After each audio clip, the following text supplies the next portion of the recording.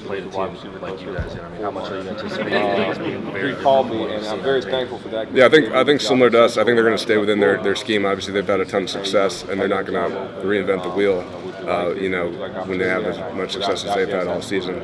But at the same time, I do think that we will see a different flavor of what they do. I think we'll see more of certain things than maybe they've shown all year. I think we'll see less of things that they've done maybe a lot of all year.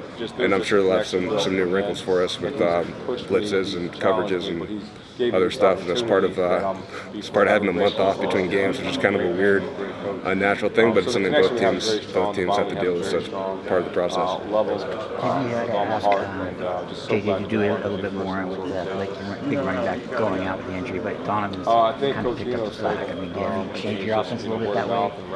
No, we haven't had to change the offense. Certainly, we have the ability to run the ball with JJ. I think everybody knows that he's really a good runner, and we're selective about when we do that.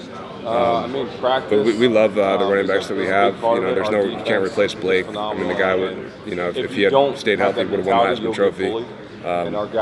So we're not just going to replace him with one person, but we have multiple people who are really good players, with Donovan obviously, but also with Kalal and CJ and all the other guys, Tavi, who are going to play for us. What makes JJ special? What they give us. Oh yeah, there's JJ. There's so many things that make him special. It's not just the talent. He's obviously athletic and has a great arm. He can do all that stuff. But it's also his approach to the game, his preparation every single week, his relationships with the guys on the team, his ability to lead, his completely unflappable, his outlook on life and on football, So while I was making just such a positive influence on everybody else, and he's a force multiplier. Makes everybody around him better. He's the real deal, and we're thrilled with everything about him. The other thing I would say too is to your point, he's improved not only from his true freshman year to this year, but also we've watched him grow throughout the season. And I would even say that he's better now than he was at the Purdue game. He's better now than he was 3 weeks ago, and it's obvious in practice, and hopefully it shows up on New Year's Eve. He's getting better that fast. So it's exciting.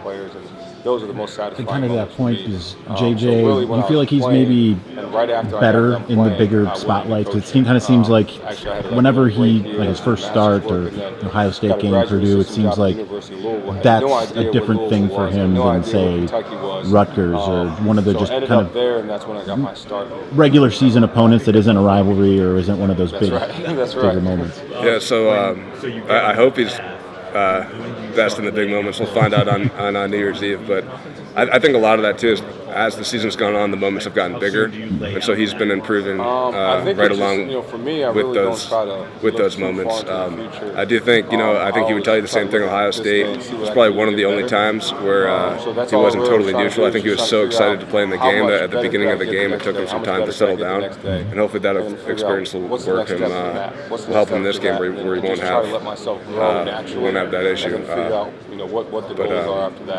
They're just thrilled with the way that he's played, and can't wait to watch him play on New Year's Eve. You got to keep driving, you got to keep pushing what you want to do next. I'd love to get back close to your line. It took me a little time to do that, and then I get permission. Yeah, so we certainly don't have much experience with it. Ohio State has a little bit of flavor of that with Jim Knowles coming from Oklahoma State and Big 12 style of defense. They played with 3 safeties and do some of that stuff. But to Olu's point, I think that's totally valid that we haven't seen anybody that plays like this all game, and it's a different style.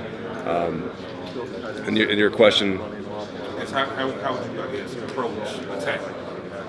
Yeah, so we're not going to get too much into the game plan. I'm sure you understand, but yeah, it poses its own unique set of challenges. I think it's they have the third safety who not only is a factor down the field in the pass game, but when you run the ball, he shows up pretty quickly. They're really good tacklers in the secondary. One of the strengths of their defense, they're fast and they tackle. And in the end, our identity is not going to change. Certainly, our approach might change a little bit. We're going to find the ways to do the things we do well. In a way that'll be effective against TCU. Fundamentally, yeah, there's we're not going to have to change who we are to attack a 3-3-5 defense. Now, are we gonna have a little bit different look? Sure, yeah, it'll be a little bit different look. I think the 3-3-5 scheme kind of lends itself to. I think it's really strange that you guys impacted this thing more than. I think to a degree. I mean, the defense kind of evolved to stop air raid offense in the Big 12, right? So it's really hard. It's really hard to have kind of the quick drop back passing game. That's the air raid offense. That's what's designed to stop. So there's certain things maybe that aren't as good for us, certain things that are good for us. It's hard to say because on tape too, you don't see them playing against people that look like us. So it's really hard to watch the tape and say, oh, okay, this will definitely work, this won't. But at the same time, they have the same issue. They're not seeing us go against 3-3-5 defense, and so they don't really know what we're going to look like either. Their coaches this week were kind of saying things like, "Stop Michigan's run game, you stop their offense." What kind of things do you look to do if, say, they do manage to somewhat stall the run game a little bit?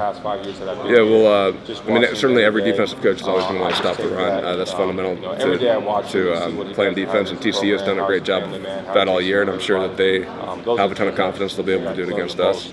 But we've been a great team at adjusting all year, so if they come out in something totally different, or if we have any issues, we'll adjust from there, and we're confident that we'll be able to do that. When you've seen the ups and downs of the program, I feel like you do gain a little bit more clout or voice. Like you said, Blake, an All-American. I think he was a consensus first-team All-American. Speaks for himself how talented that guy is and how bright his future is. And you can't replace a guy like that. At the same time, it's a credit to all the guys around him, whether that's the other running back stepping up like Donovan or like Kalel or CJ or Tavi. But it's also a credit to the offensive line, obviously, and to JJ, and to the receivers who are blocking down the field, and to the tight ends who are a huge integral part of the run game. And it's a credit to every one of those guys.